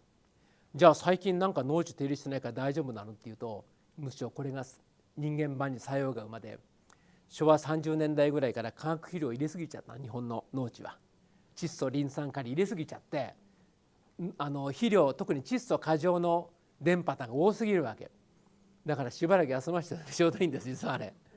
じゃないとね厳しいですから。自然栽培だと思いますよ。今ヨーロッパなんか行くとしみじみ、コロナ明けてしみじみ思うけども、まずいもん食ってますよ、野菜も果物も。なり損ない食ってるよ、はっきり言って。野菜も果物みんなさ自然栽培なんだけど、みんななり損ないで、あれ美味しくないよあれ。要するに簡単なことはよく分かりましたよ。自然栽培っていう範疇にするためにあんまり糖度上げないように作ってんだよ。糖度上げると病気がちだし虫来るから。糖度上げなきゃ雑草みたいなのがね虫来ないでしょ。だからそうしたら簡単にできますよ。でも日本人絶対ダメなんだって。美味しくないから絶対ダメなんだよ日本人は。で美味しさを追求すれば必ず糖度上がりますよ。虫も来るし病気もしやすくなるでしょ。だからたくさん農薬使ってるんですよ。日本人は美味しいもん好きなんだよ。なり損ないな、あんなヨーロッパのさ野菜とかアメリカの野菜とかも食わないです。あんなもん並べてごらんなら日本で誰も買う人いませんって。あんななり損ないのものさ。旬の時が多少美味しい程度。旬の真っ盛りはさすがに美味しいんです。旬の真っ盛りはあたくってもないやんなもんさ。もうコロナ明けなんかさらにまたクオリティ落ちたり私思いましたよ。ですからそうするとですね、日本の自然栽培は最高の技術です。美味しくて糖度も高くて肥料も農薬もいらないんだから、これはね夢の技術ですよ皆さん。本当に夢の技術だと思いますよ。比べてみればよくわかると思います。私は日本の役割は非常に大きいと思う。エネルギーのことを言うならばですね、その20世紀はやっぱりエネルギー使いすぎなんですよ。我々はエネルギー糖尿病なの。だからジムとか行くわけよ。そんな普段から歩いて体使ったらジムなんか行く必要ないわな。農家の人ジム行かないでしょ。ねえ、漁師だって行かないでしょ。はっきり言ってちゃんと体使うのいらないですよ。ねえ、だからその明らかにエネルギー使いすぎなんだ。例えばね、運送もそうなんですよ。世界中こう輸出入ばっかりあるんでしょ。この輸送に伴うエネルギーの必要がものすごく多いんですね。だからやっぱりこうね、もう少し地産地消にしましょうって結構なことでございますよ。それからやっぱり昔に比べればね、夜人はあんまり出歩かなくなりましたけども、やっぱ家庭でもねそんなに電気使う必要もないし、街もそんなに電気使う必要もないし、もっと自然のリズムで生きていきましょうということになりますな。やっぱり日本人は素晴らしい技を持ってましてですね、皆さんお客様今日ねお客様いらっしゃいますとですね、皆さんコーヒーお飲みでございましょうね。ちゃんと机の上に置いてですね、しかもお皿の上にちゃんと乗ってますな。ね、机の上にお皿を置いて、その上にコーヒーカップ乗ってますね。これでないとやっぱり失礼になりますな。これいきなりですね、ボーンと床に置いてどうですか。はい、コーヒー飲みなさいっつってコップ入れてね。実はこれ日本の最高のもてなしなんです。茶道を見てください。茶道はね、茶碗にお茶立てて畳にボンと置くでしょ。最高のもてなしなんです。じゃあ何が違うの。茶道と茶道のこと。これ掃除してないからダメなの。掃除してないところに置いたら絶対ダメなわけ。きちんと掃除したら最高のもてなしです。要するに引き算を日本は本当に文化として持ってるんです。極限の引き算が一番美しいんです。極限の引き算が。だから畳は1畳と4分の3、茶室は畳1畳と4分の3で徹底的に掃除します。茶室の外の葉っぱ一枚一枚拭きます。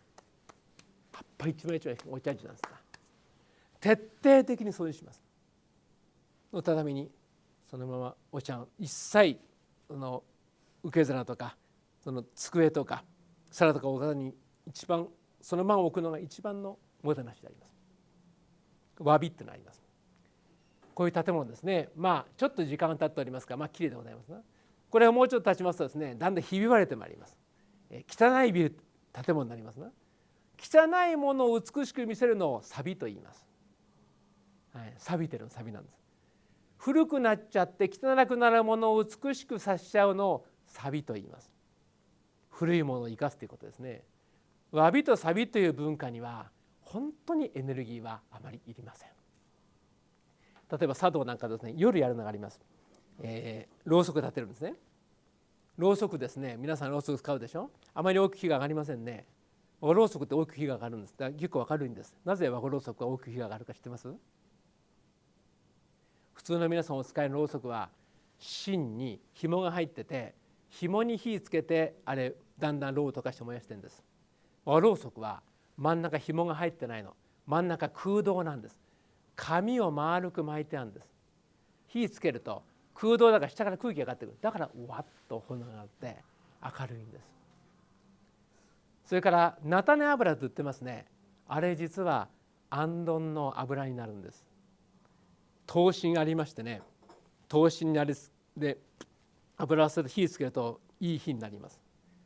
この行燈の火をもっと明るくする方法はですね、芯を1本から2本、2本3本、3本から4本、4本から5本にするんです。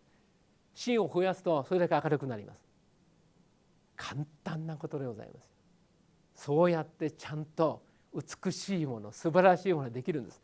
この国はだからその詫びと錆がありますから、何も使わないもの、古いものを生かすっていうことに最高の美意識を持っております。これがあればですね、何も困ることはございません。新品のものより使い古したんだけどもきれいに掃除したものが一番価値が高いんです。古くていいものをちゃんと掃除して使うのが最高でございます。もうどうしてエネルギーがいりましょうか。私子供の頃はですね、私一人っ子だから経験ないんだけど、兄弟の子はですね、お兄さんお姉さんのお古もらうのはみんな嫌がってましたね。お古だって嫌がってました。今みんな人のスニーカーまで高い金払って買ってね履く時代だから、人のスニーカーよく履けるんだと思うけどさ、古いものがいいってわけですね。何枚で売ってますよ、人の履いたスニーカーなんか。頭おかしいんじゃないかと思うんだけどさ、それぐらいあれもサビでございますよ。歴史が載ってますから。歴史が載ってるサビね。だから時代はですね、エネルギー糖尿病も終わりつつありますよ。いい時代が来てございますよ。エネルギー糖尿病がなくなれば我々も皆さんね健康になると思いますから、この先はですね、あんまり心配することなくこの道を持続させていけばいいわけですね。でもですね、この持続させるっていうのもですね、やっぱり日々の革新がいるんです。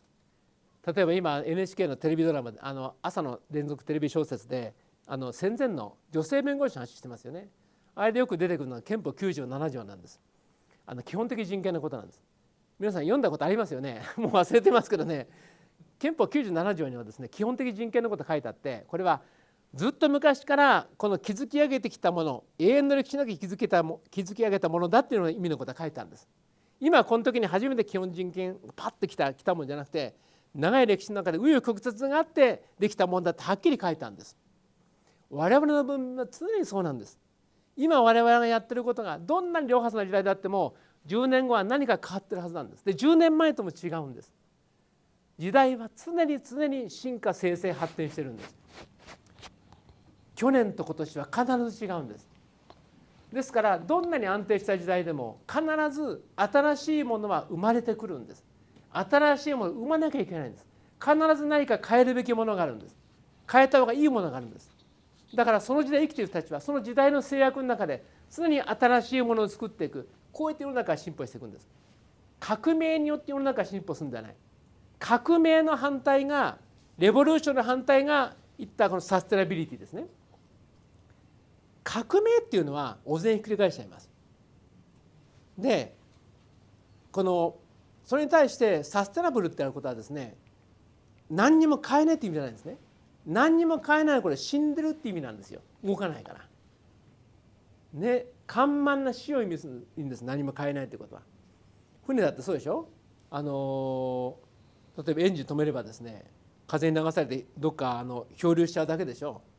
やっぱりその目的地に向かって舵とエンジン切ってるから目的地に行くわけで、世の中も全部そうなんですね。何もしないっていうことは緩慢な死を招くだけでございますから、常にその時々やるべきことをやらなきゃいけない。イノベーションも改善も。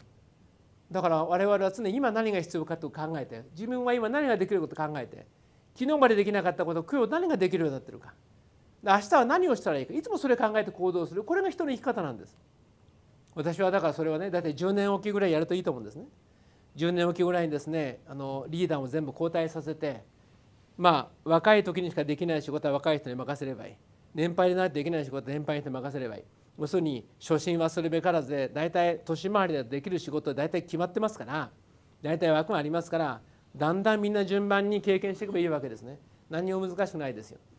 初心はそれべからずで、年取ったからね、もう俺は何もしない、そうはいかないですね。やっぱり何かしなきゃいけないですね。そうやってだからこの世に生まれてきまして、あの世に駆け抜けるように生きればいいわけでございます。あの世には駆け抜ければいいんですね。気がついたらあの世かのっていう感じでね。そういたしますとね、ちゃんと後ろもついてまいります。もう終わりなんて言ってからみんな終わっちゃうんでね、あのように駆け抜けるように生きていったらね、それでよろしいわけでございますね。この元気と勇気と行動力が何よりも大切でございます。で特にこれからですね、宇宙開発って話が今出てきてるんですね。これは実は大宇宙ではなくてですね、小宇宙の話なんです。この小宇宙についてはですね、最近分かってきたんですけども、他の惑星に有機物があるんだよね。ということは、人間みたいなものはなかなかいなくても、バクテリアみたいなものは他の星にもやっぱあるし、あったみたいらしいんだな。だからやっぱり地球は孤独じゃないんですよ。さらに我々の宇宙と同じようなパラレルワールドはもっと無限にあるんですね。パラレルワールドは。だからなんかですね、秘密の扉をくぐると向こうにまた別の世界、別の宇宙があるわけですよ。今だから我々今のところ分かっているのは、我々の住んでる小宇宙は大宇宙の中の孤立した存在ではなくて、実は我々の住んでる宇宙はマンションの一室だっていうことなんです。我々の宇宙は小宇宙、この小宇宙はマンションの一室で、隣にも右にも左にも上にも下にも実は同じような宇宙がたくさんある。すなわち大宇宙はマンション一棟だってことなんですよ。マンション一棟の中に我々も一部屋持ってて、これが太陽系だ銀河系だっつうこの小宇宙なんですよ。これたくさんあるわけね。普通はだって皆さんもそうでしょ。大きなマンション住んでたって隣とあまりさ干渉せずに暮らしてるでしょ。でも例えばさ、隣の人の家の壁ね、ドンドンって蹴飛ばしたら何が起きる？ドーンドンってバンバンってやってたらですね、あれ煙出しちゃったらね、おい何やってるんだって必ず出てくるでしょ。これがあったらしいんですよ。第二次大戦の頃、核実験とかやったり変な超高圧のね電波出してたら来ちゃったらしいんですよ。それが UFO らしいんですよ。よくわかんないまま来ちゃって、だから宇宙船じゃないんですよ。その隣のパラレルワールドから来ちゃったらしいんだ。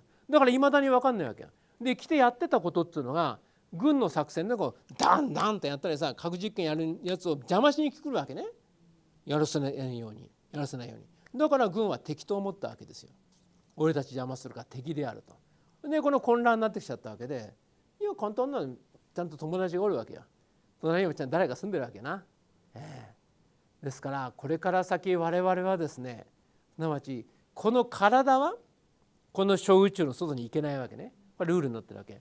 体はいけないんだけど精神はいくらでも行けるわけ。すなわち精神は死ねば大宇宙に行きますからね、隣の家に生まれ変わることもできるわけですよ。だからよく言うでしょ、私はシリウスから来たとかさどっかの小宇宙にいたんだよその人な。なんか記憶あんだろあれ。どっかの別の小宇宙の別の部屋で暮らしてたんだよ。で今回こっち来たわけだよ。で今度はなんかね木星に行くとかさ、いるんだろいろいろね。でそっち行くわけでしょ。難しくないですよ全然。でも要するに大宇宙は明るく暖かくしたいんだから、全ての部屋が明るく暖かくなってほしいんでしょ。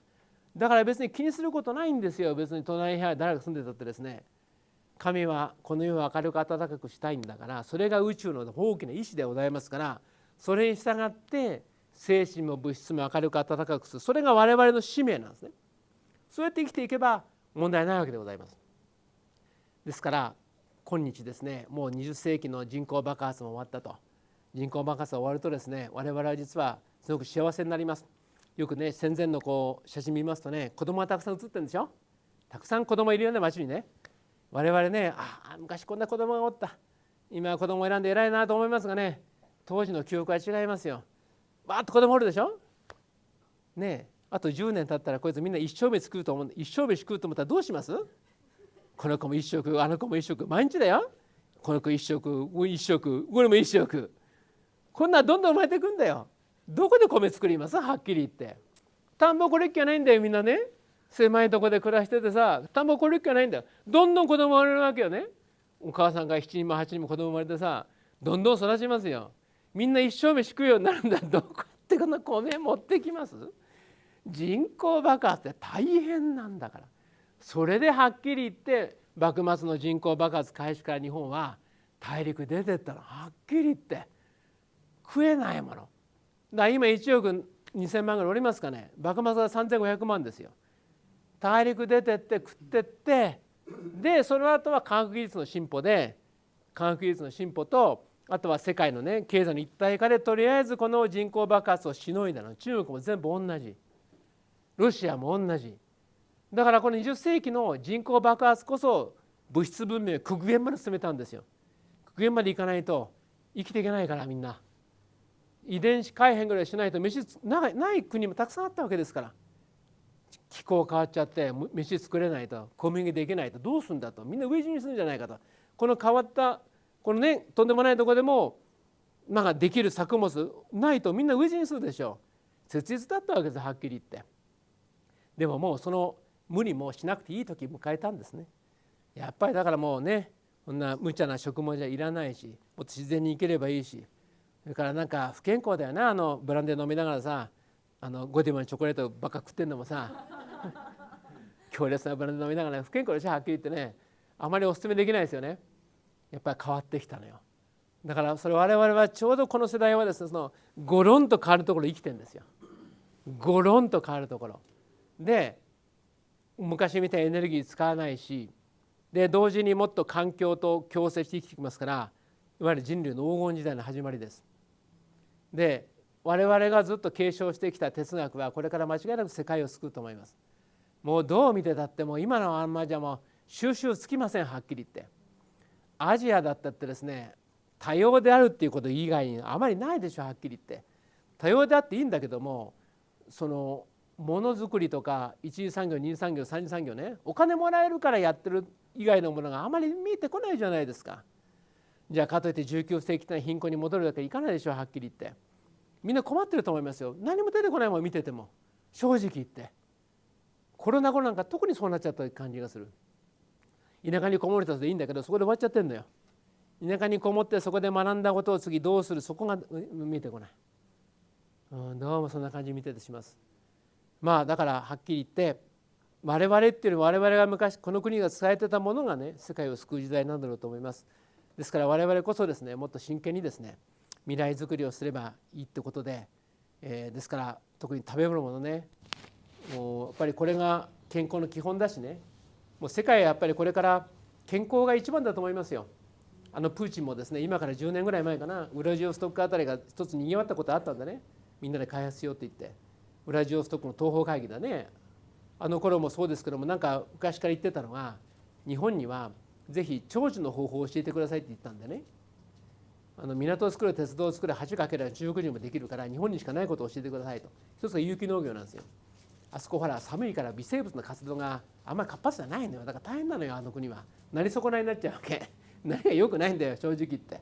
微生物濃度が低いからね。なんとかしたいと前から思ってるわけ。2つ目は長寿の方法ですよ。あの国やっぱり短命なんですよ。短命なのよ。戦前の日本みたいなもんでやっぱり生活環境厳しいんでしょ。冷えじゃないかと思うんであれね、やっぱり究極は。やっぱり短命なんでなんとかしたいと思ってるわけ、はっきり言って。人口も減ってきちゃったりさ。まあだからこのね戦争終わればね、我々もやるべきことたくさんありますよ。まあですから皆さんね頑張ってやってったらいいと思いますね。こうして今日初めてねこういう会を開催されましたことは本当に画期的なことだと思います。これからも皆さんねますます、新しい方向に活躍されて、島田さんもですねますますね発展されていただければと思っております。この後8時10分までご質問を受けますので、とりあえず私のお話はこれで終わりにさせていただきます。どうもありがとうございました。お疲れ様でした。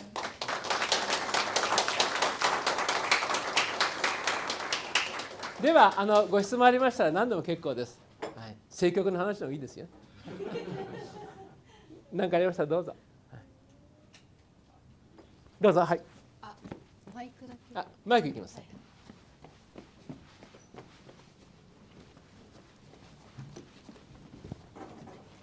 すみません。先生どうもありがとうございました。再生可能エネルギーの GPSS の中村でございます。はい、いつも大変お世話になっております。本日もお話を伺う中で、2点質問ありまして、はい、1つ目が人口減について、はい、先生の方から今日少しポジティブなお話もあったかと思うんですけれども、我々人口減の中で、どんどん日本の経済力も弱まっていって、国力も弱まって、エネルギーは98%ぐらい輸入に頼っているので、なかなかエネルギーも賄えないんじゃないかっていう危機感を持って活動してます。でそうした時に今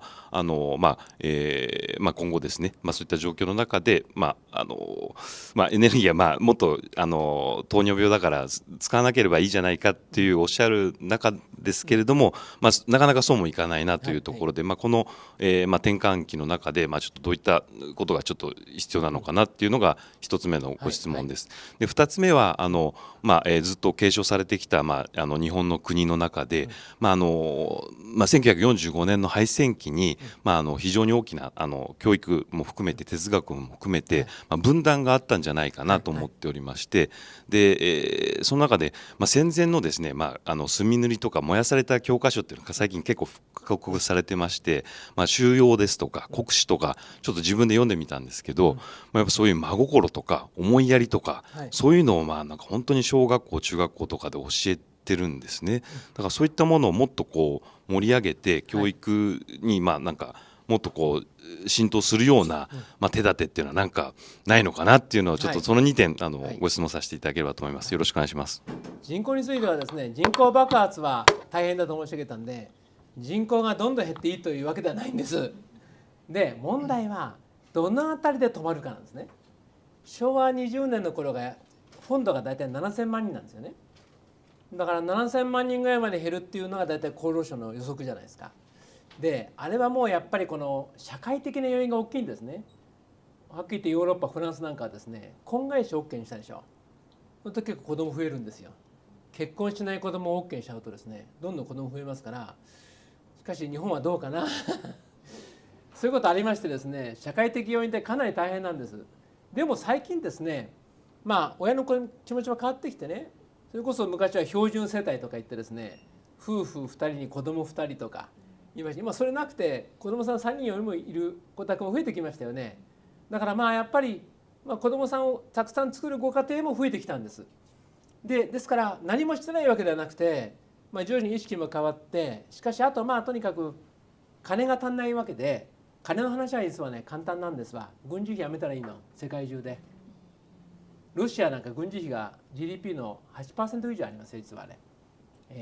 だからもうこの先はですね、もうトランプ・プーチン革命の最後の結論はですね、あれ全部一斉に軍縮で軍事費やめちゃうのよ。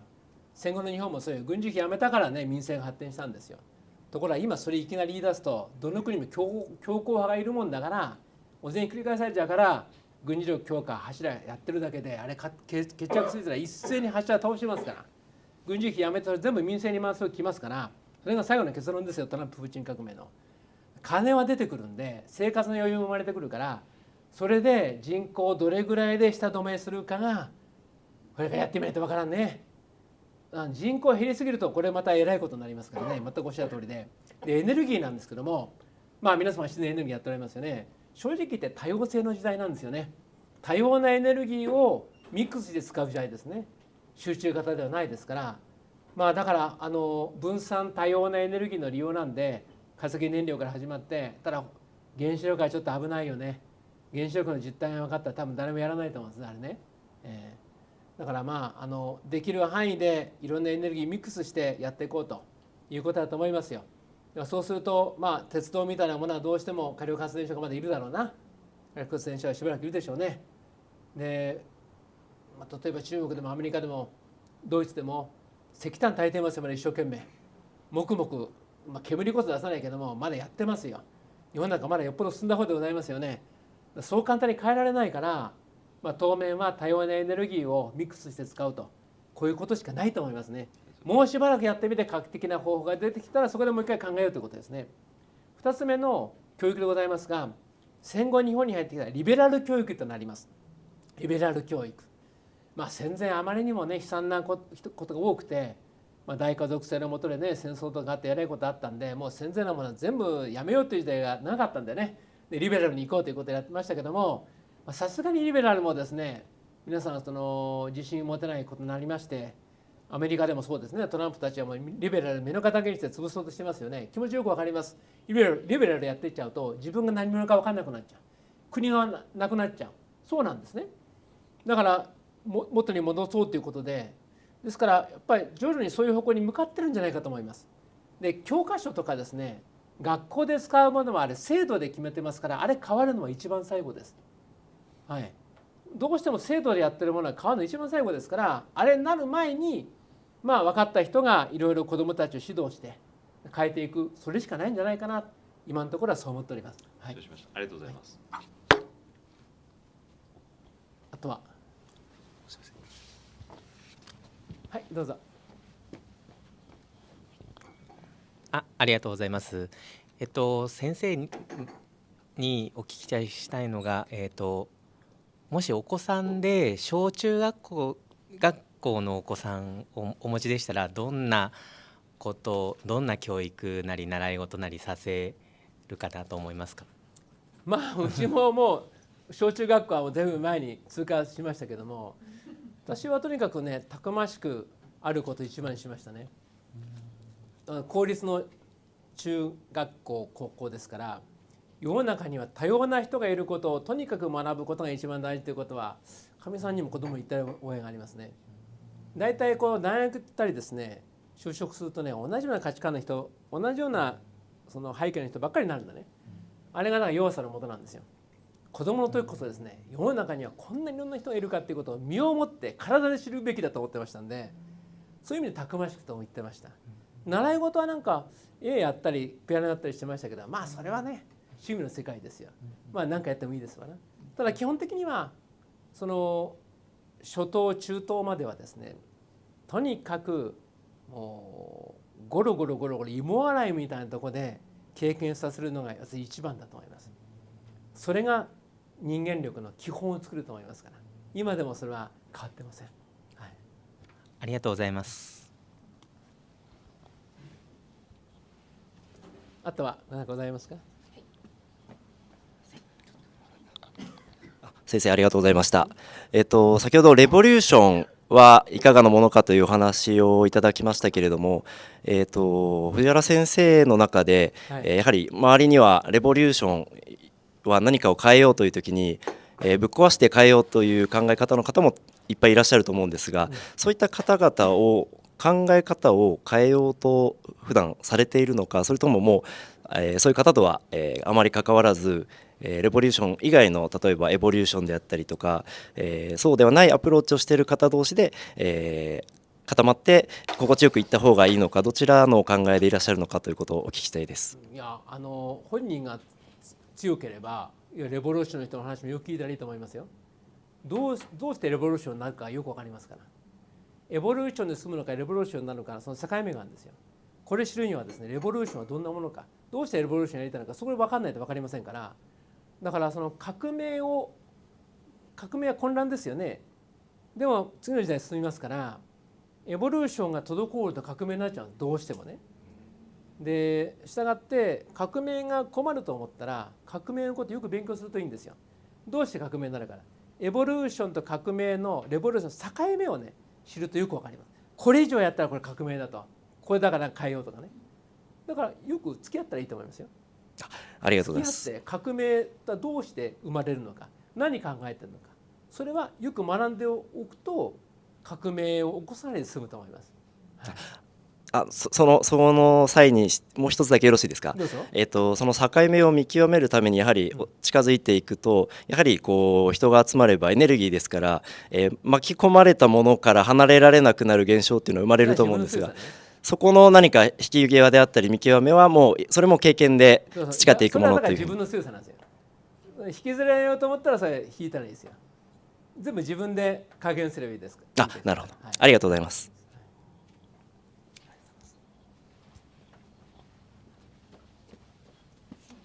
はい、先生、今日はありがとうございました。いつも勇気をいただいてます。2つお聞きしたいことがありまして、1つは神様っていうのは創造主お一人だ。で諸仏神々というのは人間の卒業生っていうふうに私は捉えているんですが、その認識は間違いじゃないでしょうか。証明ができませんのでね、いろんな方いらっしゃいますから、これが一つと断言はできないんですけども、日本の歴史はまさにおっしゃった通りなんです。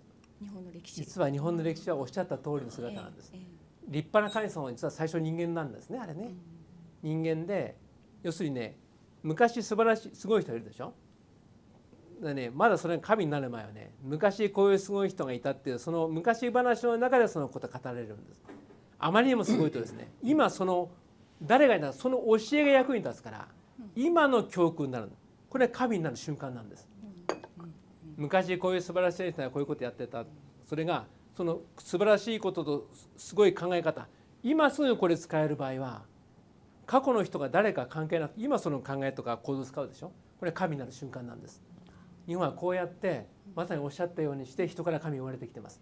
ただこれはね、他の宗教はちょっと違いますから、ね、ギリシャでも何でもね、やっぱり最初から神は神なんですよ。日本独特だと思います。はい、あとすいません、現実的な質問を一つお願いします。ちょっと今ちょうど個人的になんですけど、引っ越しを考えてまして、引っ越しの費用をちょっとゴールドが今上がってるんで、今日実は行ってきて買い取り専門業者のところいいじゃない売って亡くなった母の遺品なんですけど、そうありがたく交換させていただいたら、いいと思いますよ。指輪が1個一番高くて6万円で買い取ってくださって、よかったですか。でこれから売り時じゃないですけど、下がっていくんだったらもうまとめて全部。まあ下がり出してから売っていいですよ。どうしましょう。今持ってる下がり出してから売っていいですよ。下がり出してから。今が一番高いってわけじゃない。まあ高いけども、なんか売ると寂しくなっちゃうでしょ。今キャッシュにしたらインフレどんどん価値減っちゃうでしょ。引っ越し費用ちょっと必要な金だけは売って出しゃいいですよね。必要なだけ金に変えたらどうですか。はい。はい。それ一番いいと思います。あると使っちゃうでしょ。そうそう。必要なだけ変えたらいいと思いますよ。ありがとうございます。ありがたく必要なだけ変えたらいいと思いますよ。はい。ありがとうございました。すみません。じゃあ一つはいどうぞ。すみません、今日もありがとうございました。さっき出てきた小宇宙とパラレルワールドの話なんですけど、自分の理解ではって言うんですよね。自分の定義ではそのパラレルワールドっていうのは、自分と相似系のものが同時刻っていうんですかね。それをその並行してこう進んでるみたいな感じだったんですけど、で先ほどのちょっと先生のご説明だと小宇宙の中に違う空間があって。で自分の相似系じゃなくて、UFO というか宇宙人というか、そういうものが存在しているということだったんですけど、その定義のちょっと違いみたいな。どうもですね、今アメリカの国防総省がいろんなこと発表してますよね。後者の方らしいんですよ。もちろん前者の方がないこともないと思うんですよね。例えばですね、こう時間が戻れるかって話したときに、物質って崩壊って性質がありますから。物質の崩壊は元戻らないんでね。だからこの世の中で時間を戻すってできないんだけども、ちょっと遅れて走っている全く同じ世界あるとしますよね。例えば5年遅れて走っているパラレルワールドがこっち行けば5年前の物質があるでしょ。そういうことは上にあり得るじゃないですか。だから全く同じものが多少時間差を置いてあるってことも同じ時間も含めてねあり得るんですよね。要するにパラレルワールドは無限にありますから。無限にありますから。はい、どうもありがとうございます。さあ、だいたい時間でございますね。はい。じゃあこの後は下野さんにお任せします。ありがとうございました。お疲れ様でした。